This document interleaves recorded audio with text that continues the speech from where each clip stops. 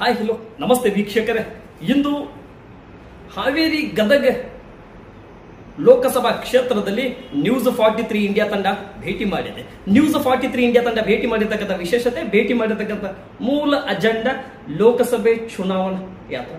ಲೋಕಸಭೆ ಚುನಾವಣಾ ಯಾತ್ರಾ ಸಂದರ್ಭದಲ್ಲಿ ಇಂದು ಗದಗ ಜಿಲ್ಲೆ ಶಿರಹಟ್ಟಿ ವಿಧಾನಸಭಾ ಕ್ಷೇತ್ರದ ಭಾರತೀಯ ಜನತಾ ಪಕ್ಷದ ಶಿರಹಟ್ಟಿ ವಿಧಾನಸಭಾ ಕ್ಷೇತ್ರದಲ್ಲಿ ಭಾರತೀಯ ಜನತಾ ಪಕ್ಷ ಕಟ್ಟಿ ಬೆಳೆಸುವಲ್ಲಿ ಯಶಸ್ವಿಯಾಗಿರ್ತಕ್ಕಂಥ ಮಾನ್ಯ ಶ್ರೀ ಭೀಮ್ ಸಿಂಗ್ ರಾಠೋಡ್ ಅವರು. ವೀಕ್ಷಕರೇ, ಇವರು 1999ರಿಂದ 2023ರವರೆಗೆ ವಿಧಾನಸಭೆಯ ಪ್ರಬಲ ಟಿಕೆಟ್ ಆಕಾಂಕ್ಷಿಯಾಗಿದ್ದರು. ಅದೇ ರೀತಿಯಾಗಿ 2023ರವರೆಗೆ ಶಿರಹಟ್ಟಿ ವಿಧಾನಸಭಾ ಕ್ಷೇತ್ರದ ಪ್ರಬಲ ಟಿಕೆಟ್ ಸೇವಾ ಆಕಾಂಕ್ಷಿಯಾಗಿರ್ತಕ್ಕಂಥದ್ದು. ಮತ್ತೆ ಭಾರತೀಯ ಜನತಾ ಪಕ್ಷದ ರಾಜ್ಯ ಕಾರ್ಯಕಾರಿಣಿಯ ಸಭೆಯ ಸದಸ್ಯರವಾಗಿ ಕಾರ್ಯನಿರ್ವಹಿಸಿರ್ತಕ್ಕಂಥವ್ರು. ಮತ್ತೆ ಲೋಕಸಭೆ ಚುನಾವಣೆಯಲ್ಲಿ ಇವರ ಪಾತ್ರಗಳನ್ನಾಗಿರಲಿ, ಲೋಕಸಭೆಗೆ ಮಾಜಿ ಮುಖ್ಯಮಂತ್ರಿ, ಮಾಜಿ ಸಚಿವರಾಗಿರ್ತಕ್ಕಂಥ ಹಾವೇರಿ ಜಿಲ್ಲೆಯ ಶಿಗ್ಗಾಂವಿ ಮೂಲದವರು. ಅವ್ರದೇ ಅವರ ಕ್ಷೇತ್ರ ಧಾರವಾಡ ಲೋಕಸಭಾ ಕ್ಷೇತ್ರಕ್ಕೆ ಹೋಗುತ್ತೆ. ಈ ಬಾರಿ ಭಾರತೀಯ ಜನತಾ ಪಕ್ಷದ ಗದಗ ಹಾವೇರಿ ಲೋಕಸಭಾ ಕ್ಷೇತ್ರದ ಪ್ರಬಲ ಟಿಕೆಟ್ ಆಕಾಂಕ್ಷಿಯಾಗಿದ್ದರು. ಆದ್ರೆ ಈ ಬಾರಿ ಅಭ್ಯರ್ಥಿ ಕೂಡವಾಗಿ ಕಣಕ್ಕಿಳಿದಿದ್ದಾರೆ. ಒಂದು ಕಡೆ ಶಿರಹಟ್ಟಿ ವಿಧಾನಸಭಾ ಕ್ಷೇತ್ರದ ಮಾಜಿ ಶಾಸಕರ ಚಿರಂಜೀವಿ ಆಗಿರ್ತಕ್ಕಂಥ ಆನಂದ ಸ್ವಾಮಿ ಗಡ್ಡದರಮಠ ಅವರು ಕಾಂಗ್ರೆಸ್ನಿಂದ ಸ್ಪರ್ಧೆ ಮಾಡ್ತಾ ಇದ್ದಾರೆ.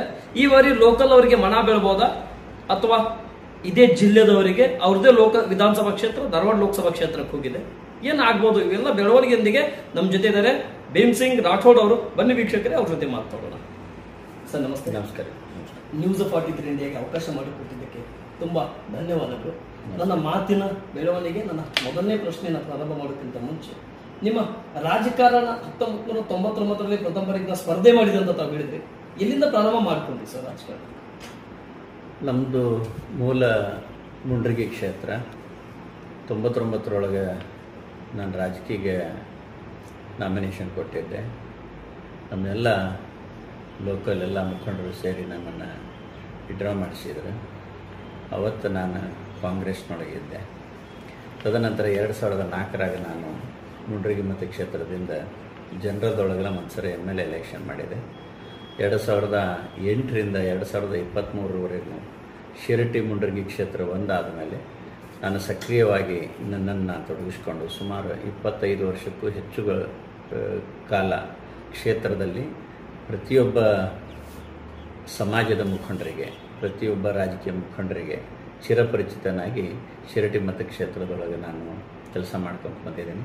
ಕಳೆದ 10-12 ವರ್ಷದಿಂದ ಭಾರತೀಯ ಜನತಾ ಪಕ್ಷದೊಳಗೆ ಜಿಲ್ಲಾ ಕಾರ್ಯದರ್ಶಿಯಾಗಿ ಇವತ್ತಿನವರೆಗೂ ರಾಜ್ಯ ಕಾರ್ಯಕಾರಿಣಿ ಸದಸ್ಯನಾಗಿ ಭಾರತೀಯ ಜನತಾ ಪಕ್ಷದ ಕೆಲಸವನ್ನು ಮಾಡ್ತಾ ಇದ್ದೀನಿ. ಹಾಗೆಯೇ ಶಿರಹಟ್ಟಿ ಮತಕ್ಷೇತ್ರ ಮೀಸಲು ಕ್ಷೇತ್ರವಾಗಿರೋದರಿಂದ ನಾನೊಬ್ಬ MTech ಗ್ರ್ಯಾಜುಯೇಷನ್ ಮಾಡಿಕೊಂಡು ರಾಜಕಾರಣನೇ ನನ್ನ ಮೂಲ ಪ್ರವೃತ್ತಿಯನ್ನಾಗಿ ಮಾಡಿಕೊಂಡು ಶಿರಹಟ್ಟಿ ಮತಕ್ಷೇತ್ರವನ್ನು ನನ್ನದೇ ಆದಂಥ ರಾಜಕೀಯ ವ್ಯವಸ್ಥೆದೊಳಗೆ ಅಭಿವೃದ್ಧಿ ಪಡಿಸ್ಬೇಕಂತೇಳಿ ರಾಜಕಾರಣಕ್ಕೆ ಇಳಿದಂಥವು. ಇವತ್ತಿನವರೆಗೂ ನನಗೆ ಟಿಕೆಟ್ ರಾಷ್ಟ್ರೀಯ ಪಕ್ಷವಾಗಿರ್ತಕ್ಕಂಥ ಭಾರತೀಯ ಜನತಾ ಪಕ್ಷದೊಳಗೆ ನನಗೆ 2 ಸರಿ ಅವಕಾಶ ತಪ್ಪಿದರೂ ಸಹಿತ ಮೊದಲನೇ ಸರಿ 2013ರೊಳಗೆ ರಮಣ ಲಮಾಣಿ ಅವರಿಗೆ, ನಂತರ 2018ಕ್ಕೆ ರಮಣ ಲಮಾಣಿ ಅವರಿಗೆ ನಾನೇ ಪ್ರಬಲವಾಗಿ 2023ಕ್ಕಿದ್ದರೂ ಸಹಿತ ನನ್ನನ್ನು ತಪ್ಪಿಸಿ ಬೇರೆಯವರಿಗೆ ಕೊಟ್ಟರೂ ಸಹಿತ ಇವತ್ತು ಪಕ್ಷದ ಶಿಸ್ತಿನ ಸಿಪಾಯಿಯಾಗಿ ಪಕ್ಷವನ್ನು ಕಟ್ಟುವಲ್ಲಿ, ಜೊತೆಗೆ ಇವತ್ತು ಸನ್ಮಾನ್ಯ ನಮ್ಮ ಮಾಜಿ ಮುಖ್ಯಮಂತ್ರಿಗಳಾಗಿರ್ತಕ್ಕಂಥ ಬಸವರಾಜ ಬೊಮ್ಮಾಯಿಜಿಯವರ ಚುನಾವಣೆ ಮಾಡಬೇಕಂತೇಳಿ ಅತಿ ಹುಮ್ಮಸ್ಸಿನಿಂದ ಕ್ಷೇತ್ರದೊಳಗೆ ಓಡಾಡ್ತಾ ಇದ್ದೀವಿ. ಸರಿ ಸರ್, ಅತಿ ಹುಮ್ಮಸ್ಸಿನಿಂದ, ಅತಿ ಪಕ್ಷದ ಒಂದು ಕಟ್ಟಾರಾಗಿ, ಶಿಸ್ತಿನ ಸಿಪಾಯವಾಗಿ ತಾವು ಕೆಲಸ ಮಾಡ್ತಾ ಇದ್ದಾರೆ. ಆದ್ರೆ ಎಲ್ಲೋ ಒಂದು ಕಡೆ ಅಸಮಾಧಾನ ಇರುತ್ತೆ. ಟಿಕೆಟ್ ತಪ್ಪಿದೆ ಅಂತ ಹೇಳಿ 2-3 ಬಾರಿ ತಪ್ಪಿದೆ ಅಂತೇಳಿ ಅಸಮಾಧಾನವಾಗಿರುತ್ತೆ. ಆದ್ರೂ ಕೂಡ ಅದು ಮನಸ್ಸಿಗೆ ಹಚ್ಕೋದಂತೆ ತಾವು ಕೆಲಸ ಮಾಡ್ತಾ ಇದ್ದಾರೆ. 8 ವಿಧಾನಸಭಾ ಕ್ಷೇತ್ರ ಹಾವೇರಿ ಗದಗ ಲೋಕಸಭಾ ಕ್ಷೇತ್ರದಲ್ಲಿ, ಗದಗಿನ 3 ವಿಧಾನಸಭಾ ಕ್ಷೇತ್ರ, ಹಾವೇರಿಯ 5 ವಿಧಾನಸಭಾ ಕ್ಷೇತ್ರ. ಈ 8 ವಿಧಾನಸಭಾ ಕ್ಷೇತ್ರದಲ್ಲಿ ಒಂದೇ ವಿಧಾನಸಭಾ ಕ್ಷೇತ್ರದಲ್ಲಿ, ಅದು ಭಾರತೀಯ ಜನತಾ ಪಕ್ಷದ ಬಾವುಟ ಹಾರಿಸಿರ್ತಕ್ಕಂಥ ಶಿರಹಟ್ಟಿ ಕ್ಷೇತ್ರದಲ್ಲಿ 7 ವಿಧಾನಸಭಾ ಕ್ಷೇತ್ರದಲ್ಲಿ ತಾವು ಗೆಲ್ಲಲಿಕ್ಕೆ ಏನು ರಣತಂತ್ರಗಳನ್ನು ಹೂಡಬಹುದು? ಮಾಜಿ ಮುಖ್ಯಮಂತ್ರಿಯವರನ್ನ ತಾವು ಗೆಲ್ಲಿಸಲಿಕ್ಕೆ ಕರ್ನಾಟಕ ರಾಜ್ಯದಿಂದ ದೆಹಲಿವರೆಗೆ ಕಳಿಸುವಲ್ಲಿ ಎಷ್ಟು ಯಶಸ್ವಿ ಆಗ್ಬೋದು? ನೋಡಿ, ಇದು ಹಾವೇರಿ ಗದಗ ಲೋಕಸಭಾ ಮತಕ್ಷೇತ್ರ, 8 ವಿಧಾನಸಭಾ ಕ್ಷೇತ್ರಗಳನ್ನು ಒಳಗೊಂಡಿರ್ತಕ್ಕಂಥದ್ದು. ಸನ್ಮಾನ್ಯ ಬಸವರಾಜ ಬೊಮ್ಮಾಯಿ ಅವರ ಕ್ಷೇತ್ರ ಸಿಗ್ಗಾಂವ್ ಸವಣೂರು ಇದ್ದರೂ ಸಹಿತ ಅದು ಧಾರವಾಡ ಲೋಕಸಭಾ ಕ್ಷೇತ್ರಕ್ಕೆ ಬರ್ತದೆ. ಇದು ಕರ್ನಾಟಕ ರಾಜ್ಯದ ಚುನಾವಣೆ ಅಲ್ಲ, ಪ್ರತಿ ವಿಧಾನಸಭಾ ಮತಕ್ಷೇತ್ರದ ಚುನಾವಣೆ ಅಲ್ಲಿದು. ಇದು ದೇಶದ ಚುನಾವಣೆ. ದೇಶ ಇವತ್ತು ಸನ್ಮಾನ್ಯ ನರೇಂದ್ರ ಮೋದಿಜಿಯವರ ನಾಯಕತ್ವದೊಳಗೆ ಸತತವಾಗಿ 10 ವರ್ಷಗಳ ಕಾಲ 2014ರಿಂದ 2024ರವರೆಗೆ ಇವತ್ತಿನವರೆಗೆ ದೇಶ ಕಂಡಿರ್ತಕ್ಕಂಥ ಆಡಳಿತದ ಬಹುದೊಡ್ಡ ಬದಲಾವಣೆ. ಮುಂದಿನ ದಿನಮಾನದೊಳಗೆ ಪುನಃ ನರೇಂದ್ರ ಮೋದಿಜಿಯವರು ಈ ದೇಶದ ಆಡಳಿತದ ಚುಕ್ಕಾಣಿ ಹಿಡಿಬೇಕು. ಕೇಂದ್ರದಲ್ಲಿ 400ಕ್ಕೂ ಅಧಿಕ ಲೋಕಸಭಾ ಕ್ಷೇತ್ರಗಳನ್ನು ಗೆದ್ದು ಪುನಃ ಅವರ ಹ್ಯಾಟ್ರಿಕ್ ಪ್ರಧಾನಿಯಾಗಿ ಈ ದೇಶಕ್ಕೆ ಪ್ರತಿಯೊಬ್ಬ ಸಾಮಾನ್ಯ ಕಾರ್ಯಕರ್ತನ, ಪ್ರತಿಯೊಬ್ಬ ಬಡವರ, ದೀನದಲಿತರ, ಹೆಣ್ಣು ಮಕ್ಕಳ ಸೇವೆ ಮಾಡುವಂಥ ಅವಕಾಶ ಅವರಿಗೆ ಒದಗಿ ಬರಬೇಕಂತ ಹೇಳಿ ನಾವೆಲ್ಲ ಕಂಕಣಬದ್ಧರಾಗಿ, ನನ್ನ ಅಸಮಾಧಾನ ಪಕ್ಷಕ್ಕೆ ನಾವು ಸೇವಾ ಮಾಡಿವಿ ಅನ್ನೋದು ಅದು ಸೆಕೆಂಡ್ರಿ. ಅದು ಈ ಚುನಾವಣೆಗೆ ಅವೆಲ್ಲ ಕೌಂಟೇ ಬರಂಗಿಲ್ಲ. ನಾನೊಬ್ಬ ಪಕ್ಷದ ಶಿಸ್ತಿನ ಸಿಪಾಯಿಯಾಗಿ ಸನ್ಮಾನ್ಯ ಬಸವರಾಜ ಬೊಮ್ಮಾಯಿ ಸಾಹೇಬರಂಥ ಅನುಭವಿ ರಾಜಕಾರಣಿಗಳು ಈ ಕ್ಷೇತ್ರದೊಳಗೆ ಇವತ್ತು ಇಳಿದಿದ್ದಾರೆ. ನಮ್ಮೆಲ್ಲ ಈ ಕ್ಷೇತ್ರ ವಿಶೇಷವಾಗಿರ್ತಕ್ಕಂಥ ಅಭಿವೃದ್ಧಿ ಆಗತ್ತಂತ ಹೇಳಿ ಕನಸು ಕಾಣ್ಕೊಂತ ನಾವು ಅವ್ರ ಜೊತೆ ಹೆಗಲಿಗೆ ಹೆಗಲು ಕೊಟ್ಟು ನಮ್ಮ ಸಮಾಜ ಅಷ್ಟೇ ಅಲ್ಲ, ನಮ್ಮ ಕ್ಷೇತ್ರ ಅಷ್ಟೇ ಅಲ್ಲ, ಗದಗ ಜಿಲ್ಲೆಯಲ್ಲಿ ಪ್ರತಿಯೊಂದು ಸಮಾಜದಲ್ಲಿ ಹೋಗಿ, ಪ್ರತಿಯೊಂದು ಮನೆಗೂ, ಪ್ರತಿಯೊಂದು ಊರಿಗೆ ಹೋಗಿ ಬಸವರಾಜ ಬೊಮ್ಮಾಯಿ ಅವರ ಪರವಾಗಿ, ಅದಕ್ಕಿಂತ ಮುಖ್ಯವಾಗಿ ನರೇಂದ್ರ ಮೋದಿಜಿಯವರು ಈ ದೇಶದ ಪ್ರಧಾನಿ ಆಗಬೇಕಂತ ಹೇಳಿ ಕನಸ್ಕೊಂಡು ನಾವೆಲ್ಲ ಪ್ರಯತ್ನ ಮಾಡ್ತಾ ಇದ್ದೀವಿ. ಸರಿ ಸರ್, ಕಾಂಗ್ರೆಸ್ನ 5 ಗ್ಯಾರಂಟಿಯಿಂದ 136 ಸ್ಥಾನ, ಭಾರತೀಯ ಜನತಾ ಪಕ್ಷದ ವಿಕಸಿತ ಭಾರತ, ಉಜ್ವಲ ಯೋಜನೆ, ಯುವ ಶಕ್ತಿ, ನಾರಿ ಶಕ್ತಿ, ಇವೆಲ್ಲ ಗ್ಯಾರಂಟಿಯನ್ನು ಕಾಂಗ್ರೆಸ್ಗೆ ಎಷ್ಟು ಕೌಂಟರ್ ಕೊಡ್ಬೋದು? ಕಾಂಗ್ರೆಸ್ನ 5 ಗ್ಯಾರಂಟಿ ಅಂದ್ರೆ ರಾಜ್ಯ ಇಂಡಿಯಾ ಅಲೈನ್ಸ್ ಘಟಬಂಧನ್ ಅಧಿಕಾರಕ್ಕೆ ಬಂದ್ರೆ ರೈತರ ಸಾಲ ಮನ್ನಾ, ಉಚಿತವಾಗಿ ಆರೋಗ್ಯ ವ್ಯವಸ್ಥೆ, ಉಚಿತವಾಗಿ ಶಿಕ್ಷಣ ವ್ಯವಸ್ಥೆ ಮತ್ತು 30 ಲಕ್ಷ ಸರ್ಕಾರಿ ಹುದ್ದೆಗಳನ್ನು ಭರ್ತಿ ಮಾಡುವಂತ ನಂಬಿಕೆ, ಭರವಸೆ ನೀಡ್ತಾ ಇರುವಂತ ಈ ಕಾಂಗ್ರೆಸ್ನ ಗ್ಯಾರಂಟಿ ಪ್ರತಿ ಬಡ ಮಹಿಳೆಗೆ 1 ಲಕ್ಷ ರೂಪಾಯಿ, 5 ಗ್ಯಾರಂಟಿ ಇನ್ಕ್ಲೂಡಿಂಗ್ ಜೊತೆಯಲ್ಲಿ ಕೂಡ ಹೇಳ್ತಾರೆ. ನಿಮ್ಮ ಗ್ಯಾರಂಟಿಗೆ ಅವ್ರ ಗ್ಯಾರಂಟಿಗೆ ಎಷ್ಟು ನಿಮ್ಗೆ ಪ್ಲಸ್ ಆಗ್ಬೋದು, ಎಷ್ಟು ಮೈನಸ್ ಆಗ್ಬೋದು ಸರ್? ನಮ್ಮ ಭಾರತೀಯ ಜನತಾ ಪಕ್ಷದ ಗ್ಯಾರಂಟಿ ಏನಂತಂದ್ರೆ, ದೇಶವನ್ನ ಸುರಕ್ಷಿತವಾಗಿ ಇವತ್ತು ನರೇಂದ್ರ ಮೋದಿಜಿಯವರು ಬಂದ ಮೇಲೆ ಭಯೋತ್ಪಾದನೆ ಅಂತ ಈ ಉಗ್ರ ಚಟುವಟಿಕೆಗಳು, ಅನಿಷ್ಟ ಪದ್ಧತಿಗಳು ನಮ್ಮ ಭಾರತ ದೇಶದೊಳಗೆ 10 ವರ್ಷಗಳಿಂದ ಯಾವ ಹತ್ತಿರ ಬಂದಿಲ್ಲ. ಪುಲ್ವಾಮಾ ದಾಳಿ ಅಂತ ದಿಟ್ಟ ದಾಳಿಯನ್ನು ಸನ್ಮಾನ್ಯ ನರೇಂದ್ರ ಮೋದಿಜಿಯವರ ಸರ್ಕಾರ ಕೈಗೊಂಡವತ್ತ ತಾವೆಲ್ಲ ಅಬ್ಸರ್ವ್ ಮಾಡ್ತಾ ಇದ್ದೀರಿ. ದೇಶದ ಪ್ರತಿಯೊಬ್ಬ ಜನ, ಪ್ರತಿಯೊಬ್ಬ ಮಹಿಳೆ ಕೇವಲ ಇವು ಗ್ಯಾರಂಟಿಗಳು ಒಂದು ಕಡೆ ಇರಲಿ, ಈ ಗ್ಯಾರಂಟಿಲಿಂದ ರಾಜ್ಯ ಸರ್ಕಾರಕ್ಕೆ ಮತ್ತು ರಾಜ್ಯ ಸರ್ಕಾರ ಬಂದ ಮೇಲೆ ಇವತ್ತು 1 ವರ್ಷದಿಂದ ಎಷ್ಟು ಅಭಿವೃದ್ಧಿ ಆಗಿದೆ ಅನ್ನೋದನ್ನು ನಾನು ಹೇಳೋದಲ್ಲ, ಪ್ರತಿಯೊಬ್ಬ ಸಾಮಾನ್ಯ ಅದೇ ಮಹಿಳೆಯರೇ ಹೇಳ್ತಾರೆ. ಅವರಿಗೆ ಫ್ರೀ ಬಸ್ ಕೊಟ್ಟು ಜಗಳಾಡಕ್ಕೆ ಹಚ್ಚಿದ್ದಾರೆ, ಫ್ರೀ ಬಸ್ ಕೊಟ್ಟು ಕೆಲಸ ಮಾಡ್ದನ ಸುಮ್ಮನೆ ಕೆಲವೊಬ್ಬರು ಸಂತಿ ಮಾಡೋ ನೆಪದ ಮೇಲೇನೋ, ಊರಿಗೆ ಹೋಗೋ ನೆಪದ ಮೇಲೇನೋ ಕಾಲಹರಣ ಮಾಡುವಂಥ ವ್ಯವಸ್ಥೆಯನ್ನು ಸರ್ಕಾರನೇ ನಮ್ಮನ್ನು ಆಲಸ್ಯತನಕ್ಕೆ ಒಳಪಡಿಸ್ತು ಅನ್ನುವಂಥ ಒಂದು ವ್ಯವಸ್ಥೆ ಪ್ರತಿಯೊಬ್ಬ ಸಾಮಾನ್ಯ ಜನ ಮಾತಾಡ್ತಾನೆ. ನಮಗೆ ನೀಡಿ ಇರ್ತಕ್ಕಂಥದ್ದು, ನಮಗೆ ಬೇಕಾಗುವಂಥದ್ದು ಮೂಲಭೂತ ಸೌಕರ್ಯದ ಕೊರತೆ ಇದ್ದಾಗ ಸರ್ಕಾರ ಸ್ಪಂದನ ಮಾಡಬೇಕು. ಇದು ಸುಮ್ಮನೆ ಅಧಿಕಾರಕ್ಕೆ ಬರುವುದಕ್ಕೋಸ್ಕರ ಬಂದಿರತಕ್ಕಂಥ ಗ್ಯಾರಂಟಿಗಳಿಗೆ ಇವತ್ತು ದೇಶದ ಚುನಾವಣೆ ಅನ್ವಯ ಆಗುವುದಿಲ್ಲ. ನಮ್ಮ ಗ್ಯಾರಂಟಿ ಏನಂತಂದ್ರೆ, ನರೇಂದ್ರ ಮೋದಿಜಿಯವರು ಈ ದೇಶವನ್ನ ಸರಿಯಾಗಿ ನಡೆಸ್ಕೊಂಡು ಹೋಗ್ತಾರೆ ಅನ್ನೋದು ಒಂದು ದೊಡ್ಡ ಗ್ಯಾರಂಟಿನೇ ಪ್ರತಿಯೊಬ್ಬ ಭಾರತೀಯನಿಗೆ. 140 ಕೋಟಿ ಭಾರತೀಯನ ತಲೆಯೊಳಗಿರ್ತಕ್ಕಂಥದ್ದು ನರೇಂದ್ರ ಮೋದಿಜಿನೇ ನಮ್ಮೆಲ್ಲರ ಗ್ಯಾರಂಟಿ. ಎರಡನೇದು, ಇವತ್ತು ದೇಶದೊಳಗೆ ನಮ್ಮ ಗ್ಯಾರಂಟಿಗಳು ಇದಾವೆ ಸಾಕಷ್ಟು. ವಿಕಸಿತ ಭಾರತದ ಪರಿಕಲ್ಪನೆಯನ್ನು ಇಟ್ಟುಕೊಂಡು ಇವತ್ತು ನಾರಿ ವಂದನ, ನಾವು ಹೆಣ್ಮಕ್ಳಿಗಾಗಿ ಮಾಡಿರ್ತಕ್ಕಂಥ ನಾರಿ ವಂದನ ಕಾರ್ಯಕ್ರಮಗಳು ಇರಬಹುದು, ಇವತ್ತು ರೈತರಿಗಾಗಿ, ಆಮೇಲೆ ಸಾಮಾನ್ಯ ಜನರಿಗಾಗಿ ಮಾಡಿರ್ತಕ್ಕಂಥ ಈ ಹೆಲ್ತ್ ಮಿಷನ್ಸ್ ಪ್ರೋಗ್ರಾಮ್ಸ್ ಇರಬಹುದು. ಈ ಸನ್ಮಾನ್ಯ ಬೊಮ್ಮಾಯಿಜಿ ಅವರು ಬಂದ ಮೇಲೆ ಈ ಅವರು ಡಿಮೆರಿಟ್ಸನ್ನು ನಾವು ಸಾಕಷ್ಟು ಹೇಳ್ಬೋದು. ನಮ್ಮ ಇವ್ರು ಬಂದ ಮೇಲೆ ರೈತರ ಮಕ್ಕಳಿಗೆ ಸ್ಕಾಲರ್ಶಿಪ್ ಅನ್ನು ಕೊಟ್ಟಿದ್ರು. ರೈತರಿಗೆ 4,000 ರೂಪಾಯಿ ರಾಜ್ಯ ಸರ್ಕಾರದಿಂದ ಅವ್ರ ಖಾತೆಗೆ ಜಮಾ ಮಾಡ್ತಾ ಇದ್ರು. ಇವೆಲ್ಲ ಭಾರತೀಯ ಜನತಾ ಪಕ್ಷದ ಎಲ್ಲ ಕಾರ್ಯಕ್ರಮಗಳನ್ನು ಎಲ್ಲ ಮುಚ್ಚಿಬಿಟ್ಟು ನಮ್ಮದೇ ಒಂದು ಗ್ಯಾರಂಟಿ ಆ ಶಕ್ತಿ ಯೋಜನೆ, ಈ ಮಹಿಳೆಯರಿಗೆ 2,000 ಕೊಟ್ವಿ, ಅದನ್ನು ಕೊಟ್ವಿ ಅಂತೇಳಿ ಅಭಿವೃದ್ಧಿಯನ್ನು ಟೋಟಲಿ ಮಣ್ಣು ಮುಚ್ಚಿ ಇವರು ಬರೀ ಇದನ್ನು ಭಾಷಣ ಮಾಡೋಕ್ಕಷ್ಟೇ ಇಟ್ಕೊಂಡು ಹೊಂಟಾರೆ. ಇದನ್ನು ಯಾರು ನಂಬಂಗಿಲ್ಲ. ಇವತ್ತು ದೇಶ ಏನು ನೋಡ್ತಾ ಇದೆ ಅಂದ್ರೆ ನಾವು ಎಷ್ಟರ ಮಟ್ಟಿಗೆ ಸುರಕ್ಷಿತವಾಗಿದ್ದೇವೆ, ಎಷ್ಟರ ಮಟ್ಟಿಗೆ ಈ ದೇಶ ಹಿಂದೂ ರಾಷ್ಟ್ರ, ಇದನ್ನು ಎಷ್ಟರ ಮಟ್ಟಿಗೆ ಸನ್ಮಾನ್ಯ ನರೇಂದ್ರ ಮೋದಿಜಿಯವರ ಆಡಳಿತ ಸರಿಯಾಗಿ ನಮ್ಮನ್ನು ರಕ್ಷಣೆ ಮಾಡ್ತಾ ಇದೆ ಅಂತಕ್ಕಂಥದ್ದು ಬಹು ದೊಡ್ಡ ಗ್ಯಾರಂಟಿ ಈ ದೇಶದ ಜನಗೆ ಇದೆ. ಹಾಗಾಗಿ ರಾಜ್ಯ ಸರ್ಕಾರದ ಗ್ಯಾರಂಟಿಗಳು ನಮ್ಗೆ ಯಾವತ್ತೂ ಆಗೋದೇ ಇಲ್ಲ, ಇದನ್ನು ಯಾರೂ ಒಪ್ಪೋದೂ ಇಲ್ಲ. ನನಗೆ ಗೊತ್ತಿದ್ದಂಗೆ ಲೈಕ್ ಮೈ ಎಜುಕೇಟೆಡ್ ಪೀಪಲ್ಸ್ ಇವತ್ತಿನ ತನೂ ಅದನ್ನು ಯಾರೂ ಒಪ್ಕೊಂಡೇ ಇಲ್ಲ. ಯಾರೋ ಭಾಳಷ್ಟು ಆರ್ಥಿಕವಾಗಿ ಸಂಕಷ್ಟಕ್ಕಿದ್ದಂಥವ್ರು ನಾವು ಕೊಡ್ತಾ ಇದ್ವಿ 4,000 ರೂಪಾಯಿ ರೈತರಿಗೆ. ಅದನ್ನ ಯಾಕೆ ಮುಚ್ಚಿಬಿಟ್ರಿ ಇವರು? ಹಂಗಾರ ನಮ್ಮ ಕಾರ್ಯಕ್ರಮಗಳಲ್ವಾ ಅದು? ಅದನ್ನ ಯಾಕೆ ಮುಚ್ಚಿಬಿಟ್ರು? ಅದನ್ನ ಇಲ್ಲ ಭಾರತೀಯ ಜನತಾ ಪಕ್ಷದ ಕಾಲದೊಳಗೆ ಪ್ರಾರಂಭವಾಗಿರ್ತಕ್ಕಂಥದ್ದು, ಇದನ್ನು ನಾವು ಮುಂದುವರಿಸ್ತೀವಿ ಅಂತ ಹೇಳಿ ಅದನ್ನು ಅವ್ರ ಗ್ಯಾರಂಟಿ ಹೇಳ್ಕೋಬಹುದಿತ್ತಲ್ಲ. ಕರ್ನಾಟಕ ಸರ್ಕಾರದ ಗ್ಯಾರಂಟಿ ಅಂತ ಹೇಳ್ಬಹುದಿತ್ತು, ಕಾಂಗ್ರೆಸ್ ಸರ್ಕಾರದ ಗ್ಯಾರಂಟಿ ಬಿಟ್ಟು. ಜೊತೆಗೆ ಈ 8ನೇ ಏತಿಲಿಂದ ಡಿಗ್ರಿ PG ಆಗುವವರೆಗೂ ಹೆಣ್ಮಕ್ಳಿಗೆ ಉಚಿತವಾಗಿರ್ತಕ್ಕಂಥ ಶಿಕ್ಷಣವನ್ನು ಸನ್ಮಾನ್ಯ ಬೊಮ್ಮಾಯಿ ಸಾಹೇಬರು ಅನೌನ್ಸ್ ಮಾಡಿದ್ರು. ಅದನ್ನ ಯಾಕೆ ಬಂದ್ ಮಾಡಿಬಿಟ್ರಿ ಇವರು? ಇವೆಲ್ಲ ನಮ್ಮ ಭಾರತೀಯ ಜನತಾ ಪಕ್ಷದ ಒಳ್ಳೆಯ ಯೋಜನೆಗಳು ಪುನಃ ಪ್ರಾರಂಭ ಆಗ್ತದೆ ಈ ರಾಜ್ಯದೊಳಗೆ ಪುನಃ. ಮತ್ತೆ ಕರ್ನಾಟಕ ಸರ್ಕಾರ ಭಾರತೀಯ ಜನತಾ ಪಕ್ಷದ ಸರ್ಕಾರನೇ ಬರ್ತದೆ. ದೇಶದೊಳಗೆ ಸನ್ಮಾನ್ಯ ನರೇಂದ್ರ ಮೋದಿಜಿಯವರು ಬಂದ ಮೇಲೆ ವಿಶೇಷವಾಗಿರ್ತಕ್ಕಂಥ ನಮ್ಮ ಕರ್ನಾಟಕಕ್ಕೇ ಬೇಕಾಗುವಂಥ ನಮ್ಮೆಲ್ಲ ನಾಯಕರ ಜೊತೆ ಚರ್ಚೆ ಮಾಡಿ ಈ ರಾಜ್ಯದೊಳಗೆ ಯಾವ ಯೋಜನೆಗಳನ್ನು ತಂದ್ರೆ ಸಾಮಾನ್ಯ ಜನ ಅದನ್ನು ಒಪ್ಕೋತಾರ ಅಂತಕ್ಕಂಥ ಗ್ಯಾರಂಟಿಗಳನ್ನು ಯೋಜನೆಗಳನ್ನು ತರ್ತೇವೆ ಮುಂದಿನ ದಿನಮಾನದೊಳಗೆ. ಇವತ್ತು ಭಾರತೀಯ ಜನತಾ ಪಕ್ಷದ ಪ್ರತಿಯೊಬ್ಬ ಅಭ್ಯರ್ಥಿ 28 ಕ್ಷೇತ್ರದೊಳಗೆ ನಮ್ಮ ಭಾರತೀಯ ಜನತಾ ಪಕ್ಷದ ಅಭ್ಯರ್ಥಿಗಳನ್ನು ಗೆಲ್ಲಿಸ್ತೀವಿ ಅಂಥೇಳಿ ಶ್ರೀಸಾಮಾನ್ಯರು ಪ್ರಮಾಣ ಮಾಡಿ ನಾವು ಹೋದಲ್ಲಿ ಎಲ್ಲ ಹೇಳ್ತಾ ಇದ್ದಾರೆ. ಇದಕ್ಕಿಂತ ಬಹುದೊಡ್ಡ ಗ್ಯಾರಂಟಿ ನಾವು ಮತ್ತೇನು ಬಯಸಂಗಿಲ್ಲ ಅಂತ ಭಾವಿಸ್ಕೊಂಡಿದ್ದೀನಿ ರಾಜಕಾರಣದೊಳಗೆ.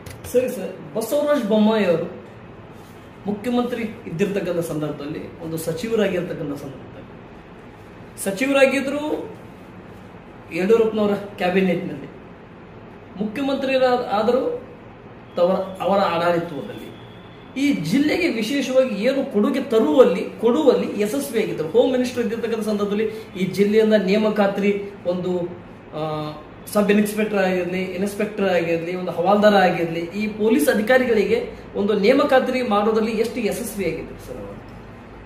ಹೋಮ್ ಮಿನಿಸ್ಟರ್ ಆಗಿದ್ದಾರೆ ಅಂತ ಹೇಳಿ ಕಾನೂನು ಚೌಕಟ್ಟನ್ನು ಬಿಟ್ಟು ಅವ್ರದೇ ಆದಂಥ ಒಂದು ವ್ಯವಸ್ಥೆಗೆ ರಾಜಕಾರಣ ಮಾಡ್ಲಿಕ್ಕೆ ಬರೋದಿಲ್ಲ. ಅವ್ರು ಹೋಮ್ ಮಿನಿಸ್ಟರ್ ಆದಂಥ ಸಂದರ್ಭದೊಳಗೆ ಇಡೀ ರಾಜ್ಯದೊಳಗೆ ಶಾಂತಿ ಸುವ್ಯವಸ್ಥೆಯನ್ನು ಕಾಪಾಡುವಲ್ಲಿ ಯಶಸ್ವಿಯಾಗಿದ್ದಾರೆ. ಈ ಜಿಲ್ಲೆಗೆ ಅವ್ರ ಕೊಡುಗೆ ಏನಂತ ತಾವು ಕೇಳ್ತಾ ಇದ್ದೀರಿ. ಅವ್ರು ನೀರಾವರಿ ಮಂತ್ರಿ ಆದಂಥ ಸಂದರ್ಭದೊಳಗೆ ನಮ್ಮ ಹುಲಿಗುಡ್ಡ ಏತ ನೀರಾವರಿ ಯೋಜನೆಯನ್ನು 1,000 ಕೋಟಿ ರೂಪಾಯಿ ಅನುದಾನವನ್ನು ಬಿಡುಗಡೆ ಮಾಡಿ ಇವತ್ತು ಹುಲಿಗುಡ್ಡ ಏತ ನೀರಾವರಿ ಯೋಜನೆ ಕಾರ್ಯರೂಪಕ್ಕೆ ಬರುವಲ್ಲಿ ಅತ್ಯಂತ ಪ್ರಮುಖ ಪಾತ್ರವನ್ನು ವಹಿಸಿರ್ತಕ್ಕಂಥವ್ರು ಸನ್ಮಾನ್ಯ ಬಸವರಾಜ ಬೊಮ್ಮಾಯಿ ಅವರು. ತದನಂತರ ಅವರು ಮುಖ್ಯಮಂತ್ರಿಗಳಾದ ಮೇಲೆ ನಮ್ಮ ಗದಗದಿಂದ ಯಲವಿಗಿ ಸ್ಟೇಷನ್ವರೆಗೂ 640 ಕೋಟಿ ರೂಪಾಯಿಗಳ ರಾಜ್ಯ ಸರ್ಕಾರದ ಪಾಲನ್ನು ಕೊಡುವುದರ ಮುಖಾಂತರ ಲ್ಯಾಂಡ್ ಅಕ್ವಿಸಿಷನ್ಗೆ ಅವರು ಚಾಲನೆಯನ್ನು ಕೊಟ್ಟಿರ್ತಕ್ಕಂಥದ್ದು, ರೈಲ್ವೆ ಟ್ರ್ಯಾಕ್ ಮಂಜೂರಾತಿಯನ್ನು ಮಾಡಿ, ಜೊತೆಗೆ ನಮ್ಮ ನಾಯಕರಾಗಿರತಕ್ಕಂಥ CC ಪಾಟೀಲ್ರಿಗೆ ಈ ರಾಜ್ಯದ ಲೋಕೋಪಯೋಗಿ ಸಚಿವರನ್ನಾಗಿ ಮಾಡಿ, ಈ ಜಿಲ್ಲೆಯ ಉಸ್ತುವಾರಿ ಸಚಿವರನ್ನಾಗಿ ಮಾಡಿ, ನಮ್ಮ ಜಿಲ್ಲೆಯೊಳಗಿರತಕ್ಕಂಥ ಬಹಳಷ್ಟು ರಸ್ತೆಗಳನ್ನು ಸುಧಾರಣೆ ಮಾಡುವಲ್ಲಿ ಬಹಳಷ್ಟು ಸನ್ಮಾನ್ಯ ಬೊಮ್ಮಾಯಿಜಿಯವರ ಮಾರ್ಗದರ್ಶನ, ಸನ್ಮಾನ್ಯ CC ಪಾಟೀಲ್ಜಿಯವರ ಪ್ರಯತ್ನ ಈ ಜಿಲ್ಲೆಯನ್ನು ಅಭಿವೃದ್ಧಿ ಪಡಿಸಲಿಕ್ಕೆ ಇದೆ ಅಂತ ಹೇಳಿದರೆ ಬಹುತೇಕ ಇದನ್ನು ನಮ್ಮಲ್ಲಿ ರಾಜಕೀಯ ಮಾಡುವಂಥ ಗೊತ್ತಿದ್ದಂಥ ಜನ ಇದನ್ನು ಯಾರು ಮರ್ತಿಲ್ಲ. ಇವತ್ತು ಅವ್ರ ಕೊಡುಗೆ ಈ ಜಿಲ್ಲೆಗೆ. ಆಮೇಲೆ ಅವರು 2 ಸರಿ ಈ ಜಿಲ್ಲೆಯಿಂದನೇ, ನಮ್ಮ ಗದಗ ಜಿಲ್ಲೆಯಿಂದನೇ ವಿಧಾನ ಪರಿಷತ್ ಸದಸ್ಯರಾಗಿ ಲೋಕಲ್ ಬಾಡಿ ಇಲ್ಲಿಂದ ಕಾಂಟೆಸ್ಟ್ ಮಾಡಿ ಚುನಾವಣೆದೊಳಗೆ ವಿಧಾನ ಪರಿಷತ್ ಸದಸ್ಯರಾಗಿ ಪ್ರತಿಯೊಬ್ಬ ಸಾಮಾನ್ಯ ಕಾರ್ಯಕರ್ತರಿಗೂ ಪರಿಚಿತರಾಗಿರತಕ್ಕಂಥ ಸನ್ಮಾನ್ಯ ಬೊಮ್ಮಾಯಿಜಿಯವರು. ಅವ್ರ ಬಗ್ಗೆ ಹೊಸದಾಗಿ ನಾವೇನು ಪ್ರಚಾರ ಮಾಡುವಂಗಿಲ್ಲ. ಅವರ ಆಡಳಿತದ ವೈಖರಿ, ಅವರ ಏನು ನುಡಿದಿದ್ರು ಆ ರೀತಿ ಅವರ ಅಧಿಕಾರ ಇದ್ದಾಗ ನಮ್ಮನ್ನೆಲ್ಲ ಅಭಿವೃದ್ಧಿ ಮಾಡಿದ್ದಾರೆ. ಈ ಜಿಲ್ಲೆಯ ಬಗ್ಗೆ ವಿಶೇಷವಾಗಿರ್ತಕ್ಕಂಥ ಕಾಳಜಿ ಇದೆ. ಇವತ್ತು ಮಾಜಿ ಮುಖ್ಯಮಂತ್ರಿಗಳಾಗಿದ್ದರೂ ಸಹಿತ ದೇಶದೊಳಗೆ ಏನು ಸನ್ಮಾನ್ಯ ನರೇಂದ್ರ ಮೋದಿಜಿಯವರು ಪುನಃ ಭಾರತೀಯ ಜನತಾ ಪಕ್ಷದ ಆಡಳಿತದ ಚುಕ್ಕಾಣಿಯನ್ನು ಹಿಡಿದು ಪುನಃ ಪ್ರಧಾನಮಂತ್ರಿ ಆಗ್ತಾರೆ. ಇವತ್ತು ನಾವು ಬೊಮ್ಮಾಯಿಜಿಯವ್ರನ್ನ ಆರಿಸಿ ಕಳಿಸಿದ್ದು ಅಂತಂದ್ರೆ ಕೇಂದ್ರ ಮಂತ್ರಿಗಳಾಗಿ ನಮ್ಮ ಎರಡೂ ಜಿಲ್ಲೆಗೆ ವಿಶೇಷವಾಗಿರ್ತಕ್ಕಂಥ ಏನು ತಾವು ಹೇಳಿದ್ರಿ 8 ವಿಧಾನಸಭಾ ಕ್ಷೇತ್ರದೊಳಗೆ ಒಂದೇ ವಿಧಾನಸಭಾ ಕ್ಷೇತ್ರದ ಶಾಸಕರಿದ್ದಾರೆ, ಉಳಿದ ನಿಮ್ಮಲ್ಲಿ ಶಾಸಕರಿಲ್ಲ ಅಂತ ಅವ್ರು ಕೇಂದ್ರ ಮಂತ್ರಿಯಾಗಿ ನಮ್ಮ ಎಲ್ಲ 8 ವಿಧಾನಸಭಾ ಕ್ಷೇತ್ರವನ್ನು ಅಭಿವೃದ್ಧಿಪಡಿಸ್ತಾರಂತಕ್ಕಂಥ ಬಹು ದೊಡ್ಡ ಆಶಾದಾಯಕವಾಗಿರ್ತಕ್ಕಂಥ ವಿಚಾರದೊಳಗೆ ನಾವೆಲ್ಲ ಇದ್ದೀವಿ. ಈ ಕ್ಷೇತ್ರದಿಂದ ತಾವು ಬಸವರಾಜ ಬೊಮ್ಮಾಯಿ ಅವರಿಗೆ ಎಷ್ಟು ಬೆಂಬಲವಾಗಿ ಈ ಚುನಾವಣೆಯಲ್ಲಿ ಗೆಲ್ಲುವಿಲಿಕ್ಕೆ, ಅಂದರೆ 3 ಬಾರಿ ಸಂಸದರಾಗಿರ್ತಕ್ಕಂಥ ಶಿವಕುಮಾರ್ ಉದಾಸಿ ಅವರು 4ನೇ ಬಾರಿಗೆ ನೀವು ಸ್ಪರ್ಧೆ ಮಾಡಬೇಕಂತ ಬಂದಿರತಕ್ಕಂಥ ಸಂದರ್ಭದಲ್ಲಿಯೂ ಕೂಡ ನಾನು ಮಾಡೋದಿಲ್ಲ, ನನಗೆ ವೈಯಕ್ತಿಕ ಕಾರಣದಿಂದ ನಾನು ಹಿಂದೆ ಸರಿತೇನೆ ಅಂತೇಳಿ ಅನೇಕ ಸ್ಟೇಟ್ಮೆಂಟ್ಗಳಲ್ಲಿ, ಅನೇಕ ಮಾಧ್ಯಮದಲ್ಲಿ ಆಗಿರಲಿ ಮತ್ತು ಅನೇಕ ಒಂದು ಸಭೆ ಸಮಾರಂಭದಲ್ಲಿ ಕೂಡ ತಿಳಿಸಿದ್ರು. ಯಾಕೆ ಸರ್ ಅವ್ರು ಚುನಾವಣೆಯಿಂದ ಹಿಂದೆ ಸರಿಯುವಂತ ಕಾರಣ ಏನು ಬೊಮ್ಮಾಯಿಯವರಿಗೆ ಅವಕಾಶ ಮಾಡಿಕೊಡೋದಕ್ಕ, ಅಥವಾ ಅವರು ಕಾಂಗ್ರೆಸ್ನವರು ಎದುರು ಹೇಳ್ತಾರೆ, ಕಾಂಗ್ರೆಸ್ನವರು ಹೇಳುವುದು ಇವರು ಅಭಿವೃದ್ಧಿ ಮಾಡಿಲ್ಲ, ಮಾಡಲಾರದ ಕಾರಣದಿಂದ, ಸೋಲಿನ ಭೀತಿ ಕಾರಣದಿಂದ ಇವರು ಹಿಂದೆ ಸರಿದಿದ್ದಾರೆ? ನೋಡಿ, ಭಾರತೀಯ ಜನತಾ ಪಕ್ಷ ಈಗಾಗಲೇ ಪಾರ್ಲಿಮೆಂಟ್ ಚುನಾವಣೆ ಒಳಗೆ ಈ ಕ್ಷೇತ್ರದಿಂದ ಹ್ಯಾಟ್ರಿಕ್ ಅನ್ನು ಸಾಧನೆ ಮಾಡಿದೆ. ಹ್ಯಾಟ್ರಿಕ್ ಗೆಲುವು ಆಗಿಬಿಟ್ಟಿದೆ ಆಲ್ರೆಡಿ. ಇಲ್ಲಿ ಪಾರ್ಲಿಮೆಂಟಿಗೆ ಸೋಲುವಂಥ ಪ್ರಮೇಯ ಬರುವುದನೇ ಇಲ್ಲ. ಸನ್ಮಾನ್ಯ ಉದಾಸಿಜಿಯವರು ಸಾಮಾನ್ಯ ಜನರ ಜೊತೆ ಸಾಮಾನ್ಯನಾಗಿ ಆಡಳಿತವನ್ನು ಮಾಡ್ಕೊತ ಬಂದರು. ಅವ್ರದ್ದೇ ಆಗಿರ್ತಕ್ಕಂಥ ಅವ್ರ ತಂದೆಯವ್ರ ಕಾಲದಿಂದ ಅವರು ರಾಜಕಾರಣ ಮಾಡ್ಕೊತ ಬಂದಿದ್ದರು. ಹಾಗಾಗಿ ಇವರು ಅವ್ರ ರಾಜಕಾರಣದೊಳಗೆ ಒಬ್ಬರು ಸಂಪೂರ್ಣವಾಗಿ ಅವ್ರನ್ನ ತೊಡಗಿಸ್ಕೊಂಡ್ರೆ ಇನ್ನೊಬ್ಬರು ಅವ್ರ ಮನೆತನದ ಎಲ್ಲ ಉದ್ಯೋಗದ ವಿಚಾರಗಳನ್ನೆಲ್ಲ ನೋಡ್ತಾ ಇದ್ರು. ಇವ್ರದ್ದು ಉದ್ಯೋಗ ಸ್ವಲ್ಪ ಮನೆತನದ ಉದ್ಯೋಗ ಆಗಲಿ, ಮನೆ ಸಂಭಾಳಿಸುವಂಥ ಜವಾಬ್ದಾರಿ ಭಾಳಷ್ಟು ಇರೋದ್ರಿಂದ ನಾನು ಈ ಸರಿ ಚುನಾವಣೆಗೆ ನಿಲ್ಲಂಗಿಲ್ಲ ಅಂತೇಳಿ ಹೇಳಿದ್ದರಿಂದ ನಮಗಾಗಲೇ ಎಲ್ಲ ಕಾರ್ಯಕರ್ತರಿಗೆ 1 ವರ್ಷ ಮುಂಚೆನೇ ಹೇಳಿದ್ರು, ಮುಂದಿನ ಸರಿ ನಾನು ಪಾರ್ಲಿಮೆಂಟಿಗೆ ಕಾಂಟೆಸ್ಟ್ ಮಾಡಂಗಿಲ್ಲ ಅಂತಲೇ ಮನಸ್ಪೂರ್ವಕವಾಗಿ ಹೇಳಿದ್ರು. ಯಾವುದೇ ರೀತಿ ನೋವಲ್ಲ, ಭಾಳ ಖುಷಿಯಿಂದನೇ ನಾ ಯಾವಾಗಲೂ ನಿಮ್ಮ ಜೊತೆ ಇರ್ತೀನಿ. ನೀವು ವಿಧಾನಸಭೆ ಚುನಾವಣೆ ಇರ್ಬೋದು, ಪಾರ್ಲಿಮೆಂಟ್ ಚುನಾವಣೆ ಇರ್ಬೋದು, ನೀವು ಅತ್ಯಂತ ನನ್ನ ಚುನಾವಣೆ ಯಾವ ರೀತಿ ಮಾಡಿದ್ರಿ, ಮುಂದೆ ಯಾರೇ ಅಭ್ಯರ್ಥಿ ಆದರೂ ಸಹಿತ ಅವ್ರು ಚುನಾವಣೆ ಮಾಡಿರಿ ಅಂತೇಳಿ ನಮ್ಮನ್ನೆಲ್ಲ ಹುರಿದುಂಬಿಸ್ತಂಥವ್ರು. ಇಲ್ಲೇ ಸೋಲು ಗೆಲುವು ಮತ್ತೊಂದು ಅದು ಪ್ರಶ್ನೆನೇ ಬಂದಿಲ್ಲ ಅವ್ರಿಗೆ.